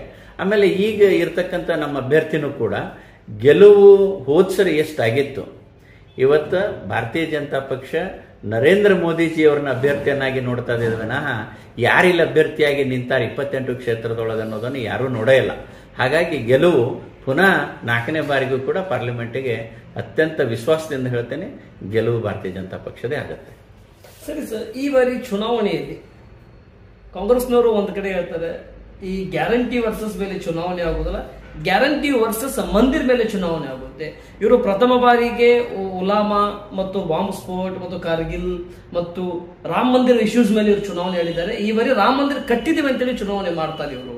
ನಾವು ಗ್ಯಾರಂಟಿ ಜನರಿಗೆ ಕೊಟ್ಟಿರ್ತಕ್ಕಂಥ ಸೇವೆಗಳ ಮೇಲೆ ಚುನಾವಣೆಗೆ ಹೋಗ್ತೀವಿ, ಇವರು ಮಂದಿರದ ಆಧಾರ ಮೇಲೆ ಚುನಾವಣೆ ಮಾಡ್ತಾರೆ ಅಂತ ಹೇಳ್ತಾರೆ. ಇದು ಸರಿನಾ ತಪ್ಪಾ ಸರ್? ಇದು ನಿಮ್ಮ ಪ್ರಕಾರದಿಂದ ನೋಡಿ, ಜನರ ಭಾವನೆಯೊಳಗೆ ಹೇಗಿರ್ತದಂದ್ರೆ, ಕೆಲವೊಬ್ರು ರಾಜಕಾರಣದ ವಿಚಾರ ಬಂದಾಗ ಗ್ಯಾರಂಟಿಗಳೇ ನಮಗೆ ಮೂಲ ಮಂತ್ರ, ಮೂಲ ಅಸ್ತ್ರ ಅಂಥೇಳಿ ಕಾಂಗ್ರೆಸ್ನವ್ರ ತಲೆಯೊಳಗೆ ಇರ್ತದೆ. ನಮ್ಮ ಭಾರತೀಯ ಜನತಾ ಪಕ್ಷ ಇವತ್ತು ದೇಶಕ್ಕೆ ಏನು ಕೊಡುಗೆ ನೀಡಿದ್ದೀವಿ, ಏನು ಕೊಟ್ಟರೆ ನಮ್ಮ ಹಿಂದೂ ರಾಷ್ಟ್ರ ಸರಿ ಇರ್ತದೆ, ಹೇಗೆ ನಾವು ಎಂಥ ಯೋಜನೆಗಳನ್ನು ಯಾವ ಕೆಲಸ ಮಾಡಿದರೆ ಜನ, ಈ ದೇಶದ ಜನ ನಮ್ಮನ್ನು ಅಪ್ಕೋತಾರ ಅಂತಕ್ಕಂಥ ವಿಚಾರವನ್ನು ಮುಂದಿಟ್ಕೊಂಡು ಇವತ್ತು ರಾಜಕಾರಣ ಮಾಡ್ಕೊತ ಬಂದದ. ಇವತ್ತು ರಾಮ ಮಂದಿರ ಕಟ್ಟಿದ್ದು ಇದು ಐತಿಹಾಸಿಕವಾಗಿರತಕ್ಕಂಥ ನಿರ್ಧಾರ. ಕೇವಲ ಸ್ವತಂತ್ರ ಬಂದಾಗಿನಿಂದ ಕಾಂಗ್ರೆಸ್ ನಮ್ಮ ದೇಶವನ್ನು ಆಡಳಿತ ಮಾಡುವಂಥ ಸಂದರ್ಭದೊಳಗೆ ಆ ರಾಮ ಮಂದಿರ ಮತ್ತು ಬಾಬರಿ ಮಸೀದಿ ಇಶ್ಯೂನ ಯಾವುದೇ ರೀತಿ ಇಂಬ್ಯಾಲೆನ್ಸ್ ಮಾಡಬಾರ್ದು ಅಂಥೇಳಿ ತಮ್ಮದೇ ಆದಂಥ ವಿಚಾರ ಲೋಕದೊಳಗೆ ಹೋಗ್ತಾ ಇದ್ರು. ಆದರೆ ಹಿಂದೂ ರಾಷ್ಟ್ರ ಶ್ರೀರಾಮ ಮಂದಿರ ಸ್ಥಾಪನೆ ಮಾಡ್ಬೇಕಂತ ಹೇಳಿ ಏನು ಬಹುಸಂಖ್ಯಾತರ ಬೇಡಿಕೆ ಆಗಿತ್ತು, ಬಹುಪಾಲು ಜನರ ಬೇಡಿಕೆ ಏನು ದೇಶದೊಳಗಾಗಿತ್ತು, ಅದನ್ನು ಭಾರತೀಯ ಜನತಾ ಪಕ್ಷ ನಾವು ಈಡೇರಿಸಿವಿ ಅಂತೇಳಿ ಅತ್ಯಂತ ಹೆಮ್ಮೆಯಿಂದ ಹೇಳ್ಕೊಂಡು ರಾಜಕಾರಣ ಮಾಡುವುದರಾಗ ತಪ್ಪೇನಿಲ್ಲ. ನಮ್ಮ ಅಜೆಂಡಾ ಹಿಂದೂ ರಾಷ್ಟ್ರ, ಹಿಂದುತ್ವನೂ ಹೌದು, ಜೊತೆಗೆ ಈ ದೇಶದೊಳಗಿರ್ತಕ್ಕಂಥ ಧಾರ್ಮಿಕ ವಿಚಾರಗಳನ್ನು ಮುಂದಿಟ್ಟುಕೊಂಡು ಜನರಿಗೆ ಆ ಧಾರ್ಮಿಕ ಭಾವನೆಯನ್ನು ತುಂಬುವಂಥ ವ್ಯವಸ್ಥೆಯನ್ನು ಮುಂದಿಟ್ಕೊಂಡು ರಾಜಕಾರಣ ಭಾರತೀಯ ಜನತಾ ಪಕ್ಷ ಮಾಡ್ತಾ ಇದೆ. ಇದು ತಪ್ಪಂತ ಹೇಳಿ ಯಾರೂ ಅನ್ಕೊಳ್ಳೋದೇ ಇಲ್ಲ.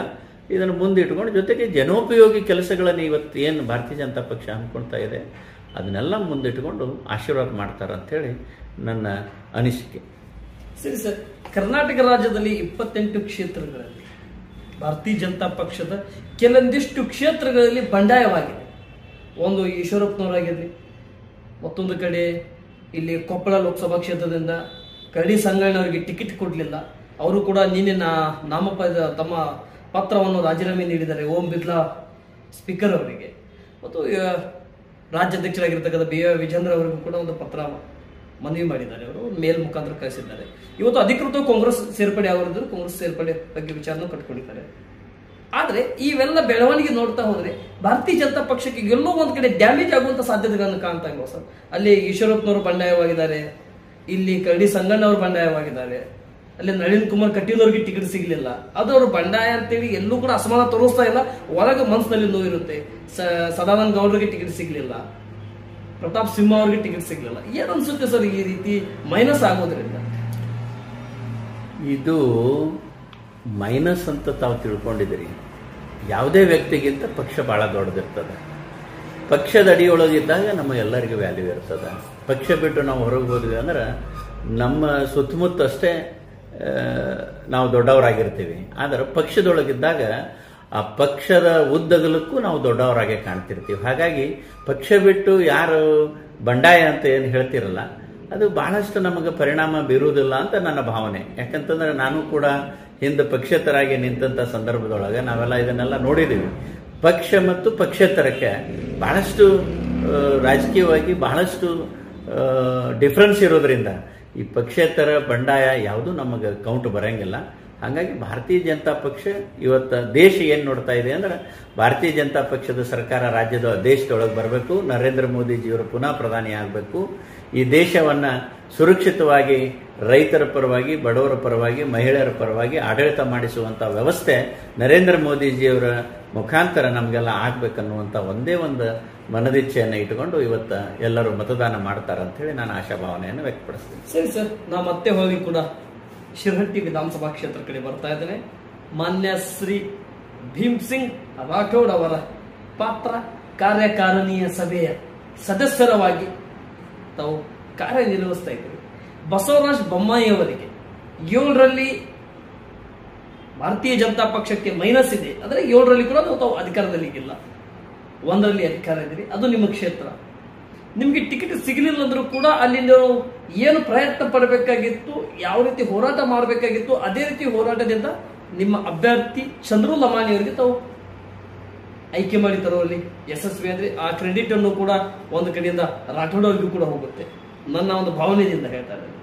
ಆದ್ರೆ ಬಸವರಾಜ ಬೊಮ್ಮಾಯಿ ಅವರಿಗೆ 8 ವಿಧಾನಸಭಾ ಕ್ಷೇತ್ರದಲ್ಲಿ ಇನ್ಕ್ಲೂಡಿಂಗ್ ನಿಮ್ಮ 3 ವಿಧಾನಸಭಾ ಕ್ಷೇತ್ರ ಗದಗು, ರೋಣ ಮತ್ತೆ ಶಿರಹಟ್ಟಿ, ಅಲ್ಲಿಯ 5 ವಿಧಾನಸಭಾ ಕ್ಷೇತ್ರದಿಂದ ಗೆಲ್ಲಲಿಕ್ಕೆ ಎಷ್ಟು ರಣತಂತ್ರಗಳನ್ನು, ತಮ್ಮ ಎಷ್ಟು ಹೋರಾಟಗಳನ್ನು, ನಿಮ್ಮ ವಿಕಸಿತ ಭಾರತಗಳನ್ನಾಗಿರಲಿ ಮತ್ತು ಮೋದಿಯವರ ಯೋಜನೆಗಳನ್ನಾಗಿರಲಿ, ಪ್ರೈಮ್ ಮಿನಿಸ್ಟರ್ 10 ವರ್ಷದಲ್ಲಿ ಮಾಡಿರ್ತಕ್ಕಂಥ ಜನರಿಗೆ ಮನಮುಟ್ಟುವಂತ ಕಾರ್ಯಕ್ರಮಗಳನ್ನು ಯಶಸ್ವಿಯಾಗಿ ರೀಚ್ ಮಾಡೋದ್ರಲ್ಲಿ ಎಷ್ಟು ಸಕ್ಸಸ್ ಆಗ್ತಾ ಇದ್ದೀರಾ ಸರ್?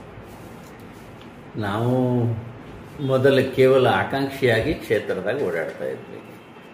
ಈಗ ಉದಾಹರಣೆ ಭೀಮ್ ಸಿಂಗ್ ರಾಠೋಡ್ ಒಬ್ಬ ಕ್ಷೇತ್ರದ ಆಕಾಂಕ್ಷಿ, ಭಾರತೀಯ ಜನತಾ ಪಕ್ಷದ ಕಾರ್ಯಕರ್ತ ಅಂತೇಳಿ ಅವಾಗ ನಂದೇ ಆದಂಥ ಟೀಮ್ ಕಟ್ಕೊಂಡು ಎಲ್ಲ ಕಡೆ ಓಡಾಡಿ ನಾವು ಚುನಾವಣೆ ಮಾಡಿದ್ದುಂಟು.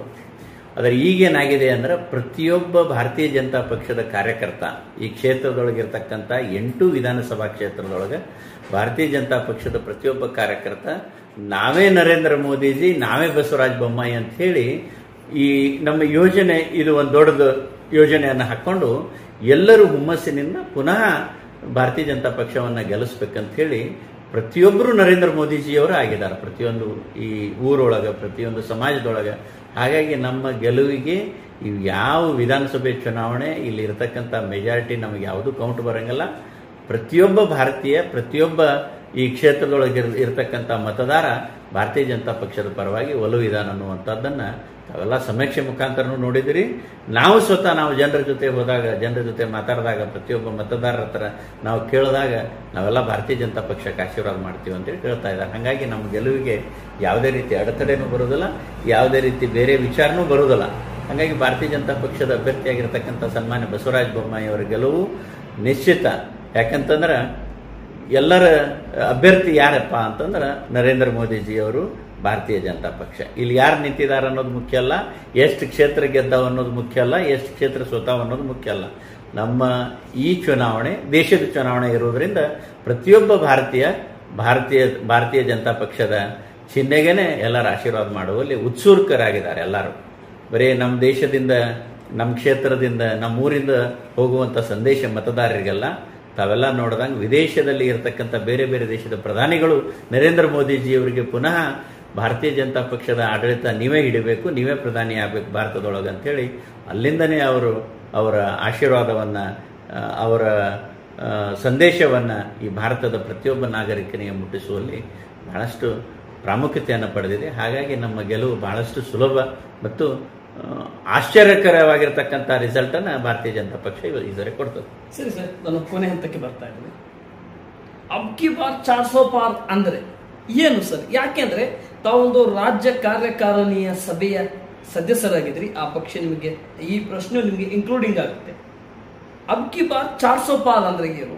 ಕೆಲವೊಂದಿಷ್ಟು ಕಡೆ ಕಾಂಗ್ರೆಸ್ನವರು ಹೇಳ್ತಾರೆ ಇವರು ಸಂವಿಧಾನ ಬದಲಾವಣೆಗಾಗಿ ಸಂಪೂರ್ಣ ಬಹುಮತ ಮತ ಕೇಳ್ತಾ ಇದ್ದಾರೆ, ಸಂಪೂರ್ಣ ಬಹುಮತದ ಒಂದು ಸಂವಿಧಾನ ಬದಲಾವಣೆಗೆ ಬೇಕಾಗಿರ್ತಕ್ಕಂಥ ಸಂಪೂರ್ಣ ಬಹುಮತ ಕೇಳ್ತಾ ಇದ್ದಾರೆ, ಸಂಸದರಾಗಿ ಕೇಳ್ತಾ ಇದ್ದಾರೆ ಅಂತೇಳಿ ಇವರು ವಿಚಾರ ಮಂಡನೆ ಮಾಡ್ತಾ ಇದ್ದಾರೆ, ಪ್ರಶ್ನೆಗಳನ್ನು ಹಾಕ್ತಾ ಇದ್ದಾರೆ. ಏನ್ ಅನ್ಸುತ್ತೆ 400 ಪಾರ್ ಅಂದ್ರೆ ಯಾಕೆ? ನಮಗೆ ಮ್ಯಾಜಿಕ್ ನಂಬರ್ ಬೇಕಾಗಿತ್ತು 272. ಅಬ್ಬಾದ್ರೆ 300 ಸೀಟನ್ನು ತಾವು ಪಡೆದುಕೊಳ್ಳಬಹುದು, 350 ಸೀಟನ್ನು ತಾವು ಪಡೆದುಕೊಳ್ಳಬಹುದು. 400 ಪಾರ್ ಅಂದ್ರೆ ಏನು ಸರ್? ಕಳೆದ 10 ವರ್ಷಗಳಿಂದ ಭಾರತೀಯ ಜನತಾ ಪಕ್ಷದ ಆಡಳಿತವನ್ನು ನೋಡಿರ್ತಕ್ಕಂಥ ಈ ಜನತೆ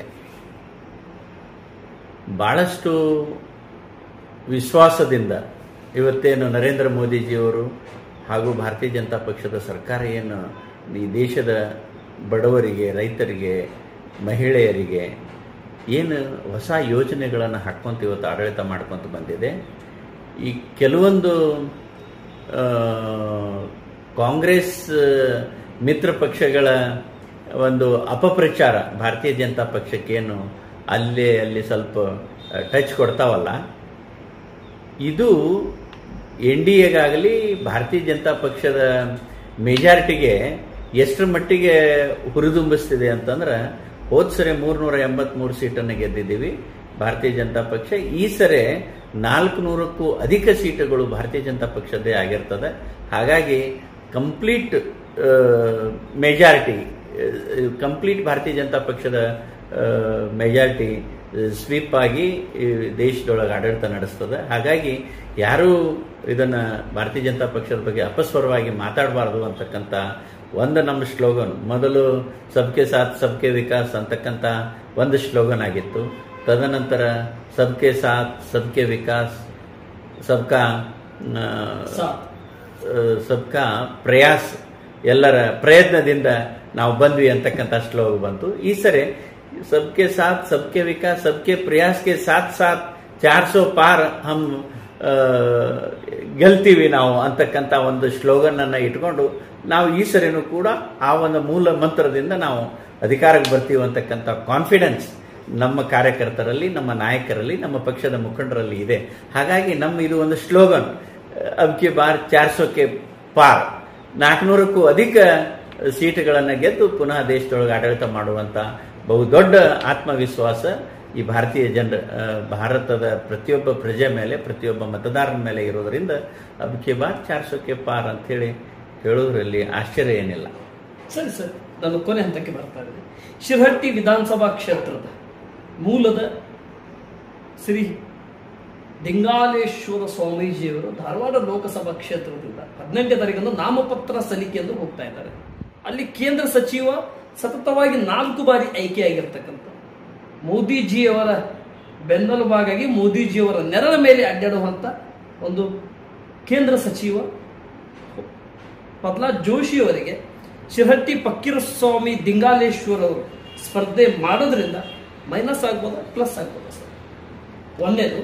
ಎರಡನೇದು, ಉತ್ತರ ಕನ್ನಡ ಲೋಕಸಭಾ ಕ್ಷೇತ್ರ ಅನಂತಕುಮಾರ್ ಹೆಗಡೆ ಸತತವಾಗಿ 5 ಬಾರಿ ಆಯ್ಕೆಯಾಗಿದ್ದರು, 1 ಬಾರಿ ಒಂದು ಬಾರಿ ಸೋಲನ್ನು ಪಡೆದುಕೊಂಡಿದ್ರು. 6ನೇ ಬಾರಿಗೆ ಸ್ಪರ್ಧೆ ಮಾಡಬೇಕಾದ್ರೆ ಸಿಗಲಿಲ್ಲ. ವಿಶ್ವೇಶ್ವರಯ್ಯ ಕಾಗೇರಿ ಹೆಗಡೆ ಅವರಿಗೆ ಅವಕಾಶ ಸಿಕ್ತು. ಅಲ್ಲಿನೂ ಕೂಡ ಮೈನಸ್ ಆಗ್ಬೋದಾ ಪ್ಲಸ್ ಆಗ್ಬೋದಾ?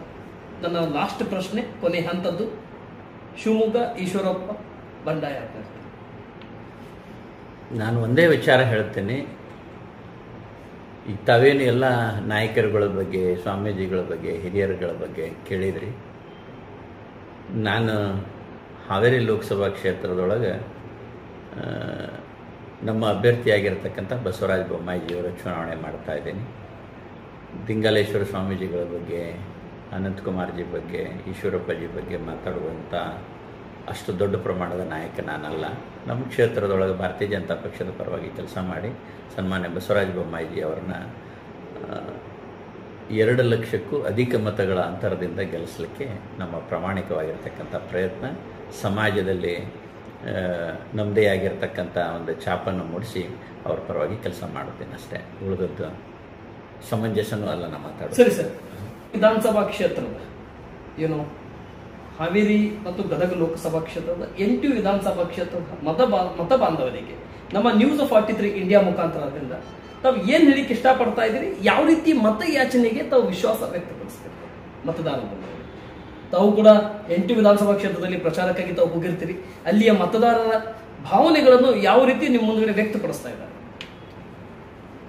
ಜನರಲ್ಲಿ ದೇಶದೊಳಗೆ ಭಾರತೀಯ ಜನತಾ ಪಕ್ಷದ ಆಡಳಿತ ಭಾಳಷ್ಟು ಬದಲಾವಣೆಗಳನ್ನು ಮಾಡಿದೆ.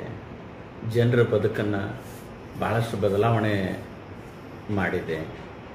ಕೆಲವೊಂದು ವಿಶೇಷವಾಗಿ ಮುಸ್ಲಿಮ್ಸ್ ಹೆಣ್ಮಕ್ಳಿಗೆ ಆಗಿರ್ತಕ್ಕಂಥ ಈ ತಲಾಕ್ ಅನ್ನುವಂಥ ತ್ರಿವಳಿ ತಲಾಕಿನ ಬದಲಾವಣೆ, ಜಮ್ಮು ಕಾಶ್ಮೀರದೊಳಗಾಗಿರ್ತಕ್ಕಂಥ 370 ಆರ್ಟಿಕಲ್ 35A ಬದಲಾವಣೆ, ದೇಶದೊಳಗೆ ನಮ್ಮ ಭಾರತ ದೇಶದ ಆಡಳಿತದ ವೈಖರಿ ಸನ್ಮಾನ್ಯ ನರೇಂದ್ರ ಮೋದಿಜಿಯವರ ಒಂದು ಸ್ಟೈಲ್ ಆಫ್ ಪೊಲಿಟಿಕಲ್ ಲೈನ್, ಇದನ್ನು ದೇಶದ ಜನ ಉತ್ಸುಕರಾಗಿ ಮೆಚ್ತಾ ಇದ್ದಾರೆ. ನಾವು ಅವ್ರ ಹತ್ರ ಮತ ಕೇಳೋಕೇನು ಪೂರ್ವನೇ ಅವರಲ್ಲಿ ಭಾರತೀಯ ಜನತಾ ಪಕ್ಷದ ಬಗ್ಗೆ ಭಾಳಷ್ಟು ಹುಮ್ಮಸ್ಸದ. ಸನ್ಮಾನ್ಯ ನರೇಂದ್ರ ಮೋದಿಜಿಯವರ ಬಗ್ಗೆ ಭಾಳಷ್ಟು ಅಭಿಮಾನ, ಗೌರವ, ಪ್ರೀತಿನೂ ಕೂಡ ಅದ. ಹಾಗಾಗಿ ನಮ್ಮ ಅಭ್ಯರ್ಥಿ ಯಾರಂತ ಹೇಳಿ ಭಾಳಷ್ಟು ವಿಚಾರಣೆ ಮಾಡುವುದಿಲ್ಲ. ಭಾರತೀಯ ಜನತಾ ಪಕ್ಷದ ಅಭ್ಯರ್ಥಿ ಅಂದ್ರೆ ನರೇಂದ್ರ ಮೋದಿಜಿಯವರು. ಸನ್ಮಾನ್ಯ ಬಸವರಾಜ ಬೊಮ್ಮಾಯಿಜಿಯವರು ಅಂತಂದ್ರೆ ನರೇಂದ್ರ ಮೋದಿಜಿಯವರಿಗೆ ಹೆಗಲಿಗೆ ಹೆಗಲು ಕೊಟ್ಟು ಅವರ ಸರ್ಕಾರದೊಳಗೆ ಆಡಳಿತ ಮಾಡ್ತಾರೆ. ಹಾಗಾಗಿ ನಾವೆಲ್ಲ ಭಾರತೀಯ ಜನತಾ ಪಕ್ಷದ ಅಭ್ಯರ್ಥಿಯಾಗಿರ್ತಕ್ಕಂಥ ಬಸವರಾಜ ಬೊಮ್ಮಾಯಿಜಿಯವರಿಗೆ ನಾವೆಲ್ಲ ಆಶೀರ್ವಾದ ಮಾಡ್ತೀವಿ. ಅವ್ರ ಪರವಾಗಿ ನಾವು ಕೂಡ ಕೆಲಸ ಮಾಡ್ತೀವಿ ಅಂತೇಳಿ ಪ್ರತಿಯೊಬ್ಬ ಹೆಣ್ಮಕ್ಕಳಿಂದ ಹಿಡಿದು ಸಣ್ಣ ಮಕ್ಕಳಿಂದ ಹಿಡಿದು ವಿದ್ಯಾರ್ಥಿಗಳು, ಭಾಳಷ್ಟು ಸುಸಂಸ್ಕೃತ ಜನ, ಭಾಳಷ್ಟು ತಿಳುವಳಿಕೆ ಇದ್ದಂಥ ಜನ ಇವತ್ತು ಭಾರತೀಯ ಜನತಾ ಪಕ್ಷದ ಪರವಾಗಿ ಇದೆ. ಅದು ನಿಮಗೂ ಕಾಣ್ತದೆ. ದೇಶಕ್ಕೆ ಭಾರತೀಯ ಜನತಾ ಪಕ್ಷದ ನರೇಂದ್ರ ಮೋದಿಜಿಯವರ ಪ್ರಧಾನಿ ಅಂತೇಳಿ ಏನು ಎಲ್ಲರಿಗೆ ಗೊತ್ತದ, ಇತರೆ ಪಕ್ಷದವರಿಗೆ ಪ್ರಧಾನಮಂತ್ರಿ ಅಭ್ಯರ್ಥಿ ಯಾರು ಅನ್ನೋದು ದೇಶದ ಜನರಿಗೆ ಯಾರಿಗೂ ಗೊತ್ತೇ ಇಲ್ಲ. ಹಾಗಾಗಿ ನಾವು ಪ್ರಧಾನಿ ಯಾರು, ಪ್ರಧಾನಮಂತ್ರಿ ಭಾರತೀಯ ಜನತಾ ಪಕ್ಷಕ್ಕೆ ಯಾಕೆ ವೋಟ್ ಹಾಕಬೇಕು ಅಂತ ನಾವು ಕೇಳಿದ್ರೆ ಅವ್ರು ನರೇಂದ್ರ ಮೋದಿಜಿಯವರಿಗೆ ಹಾಕ್ತೀರಿ, ಯಾಕಂದ್ರೆ ಅವ್ರು ಭಾರತದ ಪ್ರಧಾನಿ ಆಗ್ತಾರೆ ಅಂತೇಳಿ ಹೇಳ್ತಾರೆ. ಹಾಗಾಗಿ ನಮಗೆ ಆ ಒಂದು ಹುಮ್ಮಸ್ಸು, ಅವ್ರು ನೀಡುವಂಥ ನಮಗೆ ರೆಸ್ಪಾನ್ಸ್ ಏನಿದೆ ಅಲ್ಲ, ನಮ್ಮ ಕಾರ್ಯಕರ್ತರಿಗೆ ನಾವೇನು ಜನರ ಹತ್ರ ಹೋಗುವಂಥ ಒಂದು ಆ ಹುಮ್ಮಸ್ಸು ನಮಗೆ ಇಮ್ಮಡಿ ಆಗಿಸ್ತದೆ. ಹಾಗಾಗಿ ನಮಗೆ ಭಾಳಷ್ಟು ಕಾನ್ಫಿಡೆನ್ಸ್ ಅದ. ನಮ್ಮ ಅಭ್ಯರ್ಥಿ 2-3 ಲಕ್ಷಕ್ಕೂ ಅಧಿಕ ಮತಗಳ ಅಂತರದಿಂದ ಗೆದ್ದು ಕೇಂದ್ರದೊಳಗೆ ರಚನೆ ಆಗುವಂಥ ನರೇಂದ್ರ ಮೋದಿಜಿಯವರ ಸರ್ಕಾರದೊಳಗೆ ನಮ್ಮ ಸನ್ಮಾನ್ಯ ಬಸವರಾಜ ಬೊಮ್ಮಾಯಿಜಿಯವರು ಕೇಂದ್ರ ಮಂತ್ರಿಯಾಗಿ ವಿಜಯೋತ್ಸವವನ್ನು ಆಚರಣೆ ಮಾಡುವಂಥ ತುದಿಗಾಲದೊಳಗೆ ಭಾರತೀಯ ಜನತಾ ಪಕ್ಷದ ಎಲ್ಲ ಕಾರ್ಯಕರ್ತರನ್ನೊಳಗೊಂಡ ಮತದಾರರು ಇದ್ದಾರೆ. ಹೇಗೆ ಸರ್, ತುಂಬ ಧನ್ಯವಾದಗಳು. ಇಷ್ಟೊತ್ತವರಿಗೆ ಶಿರಹಟ್ಟಿ ವಿಧಾನಸಭಾ ಕ್ಷೇತ್ರದ ಭಾರತೀಯ ಜನತಾ ಪಕ್ಷದ ಮುಖಂಡರಾಗಿ ಕಾಂಗ್ರೆಸ್ ಪಕ್ಷ ಸೋಲಿಸುವುದರಲ್ಲಿ ಯಶಸ್ವಿಯಾಗಿರ್ತಕ್ಕಂಥ ಭೀಮ್ ಸಿಂಗ್ ರಾಠೋಡ್ ಅವರಿಗೆ ಇಷ್ಟೊತ್ತಿನವರೆಗೆ ನಮ್ಮ ಮೀಡಿಯಾಗೆ ಅವಕಾಶ ಮಾಡಿಕೊಟ್ಟಿದ್ದಕ್ಕೆ ಮತ್ತು ಈ ವಿಚಾರಗಳನ್ನು ಪ್ರತಿಯೊಂದು ನಮ್ಮ ಜೊತೆ ಹಂಚಿಕೊಂಡಿದ್ದಕ್ಕೆ ತುಂಬಾ ಧನ್ಯವಾದಗಳು. ನಮಸ್ತೆ, ಜೈ ಹಿಂದ್ ಸರ್. ವೀಕ್ಷಕರೇ ಗಮನಿಸಿದಲ್ಲ ಇಷ್ಟೊತ್ತು ಮಾತನಾಡಿರ್ತಕ್ಕಂಥ ಶಿರಹಟ್ಟಿ ವಿಧಾನಸಭಾ ಕ್ಷೇತ್ರದ ಭಾರತೀಯ ಜನತಾ ಪಕ್ಷದ ಕಟ್ಟಾಳವಾಗಿ ಭಾರತೀಯ ಜನತಾ ಪಕ್ಷದ ಸಿದ್ಧಾಂತದ ಮೇರೆಯಲ್ಲಿ ಭಾರತೀಯ ಜನತಾ ಪಕ್ಷದ ವಿಶ್ವಾಸದ ಮೇರೆಗೆ ಕೆಲಸ ಮಾಡುತ್ತಾ ರಾಜ್ಯ ಕಾರ್ಯಕಾರಿಣಿಯ ಸದಸ್ಯರಾಗಿ ಕಾರ್ಯನಿರ್ವಹಿಸಿರ್ತಕ್ಕಂಥ ಮಾನ್ಯ ಶ್ರೀ ಭೀಮ್ ಸಿಂಗ್ ರಾಠೋಡ್ ಅವರ ವಿಚಾರಗಳನ್ನು ಇದಷ್ಟು ಮಾಹಿತಿಯೊಂದಿಗೆ ಯಾರೋ ಅಪೋಸಿಟ್ ಕ್ಯಾಂಡಿಡೇಟ್ ನಮಗೆ ಫರಕ್ ಬೀಳೋದಿಲ್ಲ. ನಮಗಿರೋದು ನಮ್ಮ ಮೋದಿಯವರ ಯಶಸ್ಸು, ನಮ್ಮ ಮೋದಿಯವರ ಕಾರ್ಯಕ್ರಮಗಳನ್ನು, ನಮ್ಮ ಮೋದಿಯರ ನಡವಳಿಕೆಗಳನ್ನು ವಿಶ್ವದಲ್ಲೇ ವಿಶ್ವ ಗುರು ಅನ್ನಿಸ್ಕೊಂಡಿರ್ತಕ್ಕಂಥ ನರೇಂದ್ರ ಮೋದಿಯವರ ಜೊತೆಯಲ್ಲಿ ನಮ್ಮ ಹಾವೇರಿ ಗದಗ ಲೋಕಸಭಾ ಕ್ಷೇತ್ರದ ಅಭ್ಯರ್ಥಿಯಾಗಿರ್ತಕ್ಕಂಥ ಬಸವರಾಜ ಬೊಮ್ಮಾಯಿ ಅವರಿಗೆ 2 ಲಕ್ಷ ಅಂತರದಿಂದ ಗೆಲುವು ಸಾಧನೆ ನಿಶ್ಚಿತ. ಮುಂದೆ ಕೇಂದ್ರದಲ್ಲಿ ಇವರು ಮಂತ್ರಿನೂ ಕೂಡ ಆಗ್ತಾರೆ ಅನ್ನೋದು ನಮಗೆ ಸಂಪೂರ್ಣವಾದಂತಹ ನಂಬಿಕೆ, ವಿಶ್ವಾಸ ಇದೆ. ಅದೇ ವಿಶ್ವಾಸದ ಮೇರೆಗೆ ಈ ಬಾರಿ ಚುನಾವಣೆ ಕೂಡ ನಾವು ಹೋಗ್ತಾ ಇದ್ದೀವಿ. 7ರಲ್ಲಿ ನಾವು ಇದ್ದಿಲ್ಲ ಅಂದ್ರೆ ನಮಗೇನು ಮೈನಸ್ ಅಲ್ಲ. ನಾವು 224 ವಿಧಾನಸಭಾ ಕ್ಷೇತ್ರದಲ್ಲಿ ನಾವು ಸೋತಿರಬಹುದು, ಆದರೆ 28 ಲೋಕಸಭಾ ಕ್ಷೇತ್ರದಲ್ಲಿ ಗೆಲುವು ನಿಶ್ಚಿತ. ಅಬ್ ಕಿ ಬಾರ್ 400 ಪಾರ್ ತೀಸರಿ ಬಾರ್ ಮೋದಿ ಸರ್ಕಾರ ಅನ್ನೋಂತ ಏನ್ ಅಜೆಂಡಾ ಇದೆ, ಈ ಅಜೆಂಡಾ ಅಬ್ ಕಿ ಬಾರ್ 400 ಪಾರ್ ತೀಸರಿ ಬಾರ್ ಮೋದಿ ಸರ್ಕಾರ, ಇಂಡಿಯಾ ಅಲೈನ್ಸ್ ಘರ್ ಕೆ ಪಾಸ್ ಅನ್ನುವಂತ ಏನು ಅಜೆಂಡಾ ಯಶಸ್ವಿ ನಮ್ದು ಆಗೇ ಆಗುತ್ತೆ. ನಾವು ಯಶಸ್ಸಿಗೆ ಸಿದ್ಧರಾಗ್ತದೆ ಅಂತ ತಿಳಿಸಿರ್ತಕ್ಕಂಥ ಇದು ಭೀಮ್ ಸಿಂಗ್ ರಾಠೋಡ್ ಅವ್ರ ಜೊತೆ ಮತ್ತೆ ಭೇಟಿ ಆಗ್ತೇನೆ. ಅಲ್ಲಿವರೆಗೆ ನೋಡ್ತಾ ಇರಿ ನ್ಯೂಸ್ 43 ಇಂಡಿಯಾ. ಜೈ ಹಿಂದ್.